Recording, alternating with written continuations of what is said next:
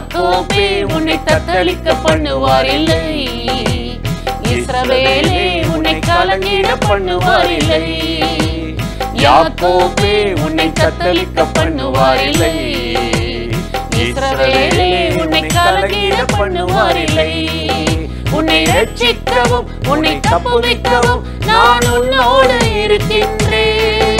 உன்னை ரட்சிக்கவும் உன்னை தப்புவிக்கவும் நான் உன்னோடு இருக்கின்றேன். நீ தீங்கில் இருந்து தப்புவாய், சுகித்து அமர்ந்திருப்பாய்.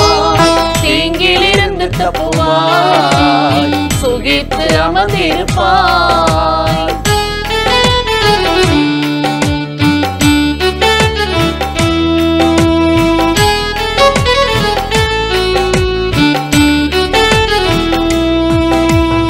என் மகனே எப்பிராயீமே உன்னை எப்படி கைவிடுவேன்? என் மகனே எப்பிராயீமே உன்னை எப்படி கைவிடுவேன்? உருக்கமாயிரங்குவேன், உன் புலம்பலை நான் கேட்டேன். உருக்கமாயிரங்குவேன், உன் புலம்பலை நான் கேட்டேன். உன்னை ரட்சிக்கவும் உன்னை தப்புவிக்கவும் நான் உன்னோடு இருக்கின்றேன். உன்னை ரட்சிக்கவும் உன்னை தப்புவிக்கவும் நான் உன்னோடு இருக்கின்றேன். நீ தீங்கில் இருந்து தப்புவாய், சுகித்து அமர்ந்திருப்பாய். தீங்கில் இருந்து தப்புவாய், சுகித்து அமர்ந்திருப்பாய்.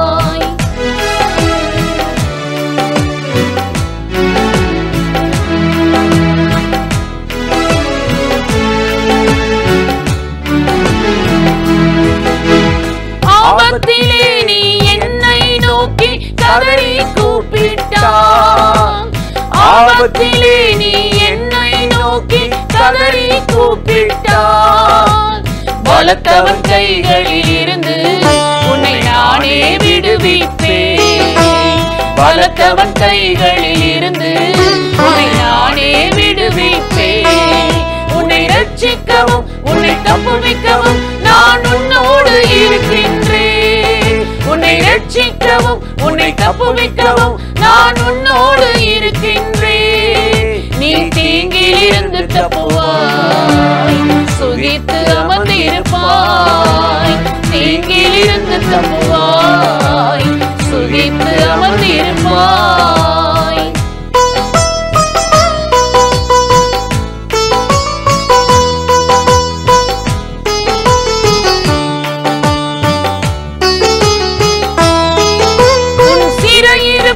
உன் கட்டுக்களை நான் இன்றே உடைத்தேன்.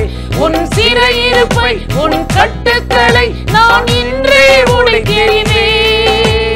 நானே உனக்கு இதை சொன்னேன், அதை செய்தே முடித்திடுவேன். நானே உனக்கு இதை சொன்னேன், அதை செய்தே முடித்திடுவேன்.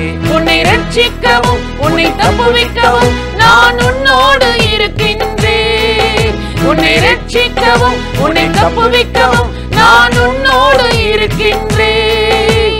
தீங்கில் இருந்து தப்புவாய், சுகித்து அமர்ந்திருப்பாய். நீ தீங்கில் இருந்து தப்புவாய், சுகித்து அமர்ந்திருப்பாய்.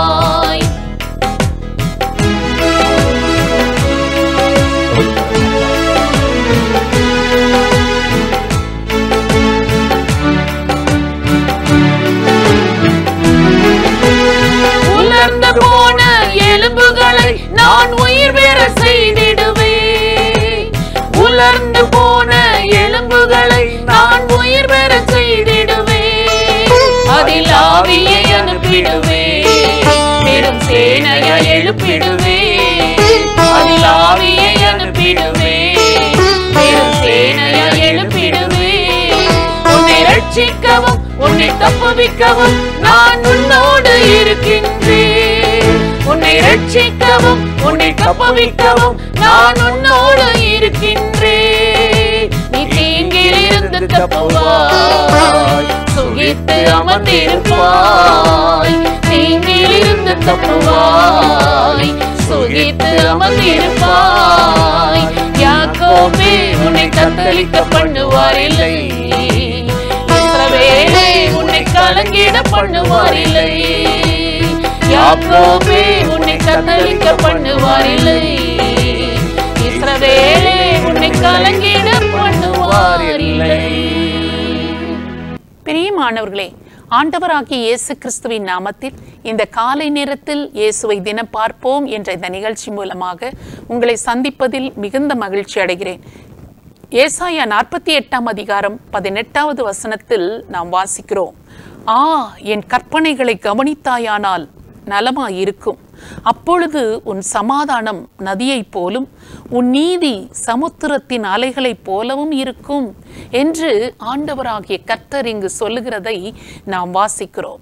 என் கற்பனைகளை நீ கவனித்தாயானால் அது உனக்கு நலமாயிருக்கும், அப்பொழுது உன்னுடைய சமாதானம் நதியைப் போல உன்னிடத்தில் பாயும் என்று ஆண்டவர் இங்கு சொல்லுகிறதை நாம் பார்க்கிறோம். பாருங்கள், ஒவ்வொரு நாளும் நாம் வெளியில் செல்ல போகிறோம் என்றால் நாம் பல காரியங்களை கவனிக்கிறோம். வீட்டில் என்னென்ன காரியங்களை கவனிக்க வேண்டும், வெளியில் என்னவெல்லாம் எடுத்து செல்ல வேண்டும், நாம் சரியான உடைகளை உடுத்தி இருக்கிறோமா, நம்முடைய தலை சரியாக வாரப்பட்டிருக்கிறதா, நம்முடைய வீட்டில் நாம் செய்ய வேண்டிய காரியங்களை முடித்திருக்கிறோமா, ஜன்னல் கதவுகளை அடைத்திருக்கிறோமா, கேஸ் எல்லாம் அணைத்திருக்கிறோமா, இதையெல்லாம் எத்தனையோ விதமான காரியங்களை பார்க்கிறோம்.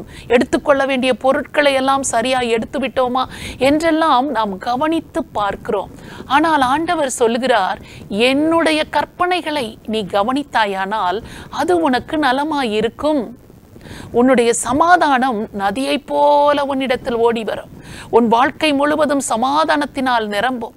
ஒவ்வொரு பிரச்சனைக்கும் ஒவ்வொரு காரியத்திற்கும் என்னுடைய கற்பனை என்ன சொல்லுகிறது என்று நீ கவனித்து விடுவாய், ஆனால் உன் சமாதானம் பாதிக்கப்படாது என்றுதான் ஆண்டவர் நமக்கு இங்கு சொல்லுகிறதை நாம் வாசிக்கிறோம். ஆண்டவர் நமக்கு கொடுத்திருக்கிற ஒவ்வொரு ஆலோசனையையும் ஒவ்வொரு கற்பனைகள் கட்டளைகளையும் நாம் கவனிக்கிற போது நம்முடைய வாழ்க்கையில் நாம் ஆசீர்வதிக்கப்படுகிறோம். அதை கவனிக்க தவறுகிற போதுதான் அநேக காரியங்களில் நாம் பாதிக்கப்பட்டு வேதனையோடு கண்ணீரோடு கூட நாம் வாழ வேண்டியது இருக்கிறது. இந்த காரியத்தை கர்த்தராகிய தேவன் நமக்கு தந்தருளி அவருடைய கற்பனைகளை நாம் கவனித்து சமாதானத்தை நதியை போல அனுபவிக்கும்படியாக ஆண்டவர் நமக்கு அனுகூலம் பண்ணும்படியாக ஆண்டவரை நோக்கி இந்த நாளில் நாம் ஜெபிப்போமா?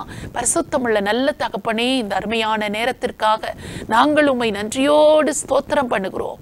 என்னுடைய கற்பனைகளை நீ கவனித்தாயானால் உனக்கு நலமாயிருக்கும் என்று சொல்லுகிற எங்கள் ஆண்டவருடைய சத்தத்தை நாங்கள் கவனித்து நடக்க தேவனாகிய கர்த்தர் எங்கள் ஒவ்வொருவருக்கும் அனுகூலம் பண்ணுவீராக, கிருபை செய்வீராக என்று சொல்லி உம்மை நோக்கி நாங்கள் ஜெபிக்கிறோம்.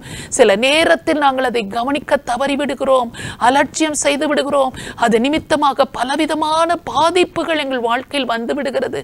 ஆண்டவரே, தயவாய் நீர் எங்களை மன்னித்து நாங்கள் இனி அப்படி கவனக்குறைவாக நாங்கள் செயல்படாதபடி ஒவ்வொரு காரியத்திலும் நாங்கள் உம்முடைய கற்பனையை கவனித்து நடந்து கொள்ள எங்கள் குடும்பத்தில் எங்கள் வாழ்க்கையில் சமாதானம் நதியை போல கடந்து வரும்படியாக கர்த்தருடைய ஆசீர்வாதம் எங்கள் வீட்டில் தனி நபர் மீது ஆண்டவரே இந்த தெய்வீக சமாதானம் வரும்படியாக நீர் ஆசீர்வதிக்க வேண்டும் என்று சொல்லி நாங்கள் ஜெபிக்கிறோம். இன்றைக்கு குடும்பங்களில் தெய்வீக சமாதானம் நதியை போல இறங்கட்டும். கணவர் மனைவிக்குள்ள சமாதானம் இறங்கட்டும். பெற்றோர் பிள்ளைகளுக்குள்ள உறவுகளுக்குள்ள தெய்வீக சமாதானம் இறங்கட்டும். சமாதானத்தை கெடுக்கிற பொல்லாத குளிநரிகளும் சிறு நரிகளும் அழிக்கப்படட்டும். ஆண்டவருடைய கிருபை ஒவ்வொரு குடும்பங்களையும் மூடிக்கொள்ளட்டும். சாத்தானின் தந்திரங்கள் மனித சூழ்ச்சிகள் முறியடிக்கப்பட்டு சமாதானத்தை நதியை போல ஒவ்வொரு வீடுகளிலும் பாயும்படி செய்வீராக. இயேசு கிறிஸ்துவின் நாமத்தில் ஜெபிக்கிறோம் நல்ல பிதாவே, ஆமென். இந்த நிகழ்ச்சி உங்களுக்கு மிகுந்த ஆசீர்வாதமாய் இருந்திருக்கும் என்று நிச்சயமாய் நாங்கள் நம்புகிறோம். நீங்கள் பெற்ற நன்மைகளை எங்களோடு கூட பகிர்ந்து கொள்ளுங்கள், மற்றவர்களுக்கும் சொல்லுங்கள். கர்த்தர் உங்களை ஆசீர்வதிப்பாராக. ஆமென்.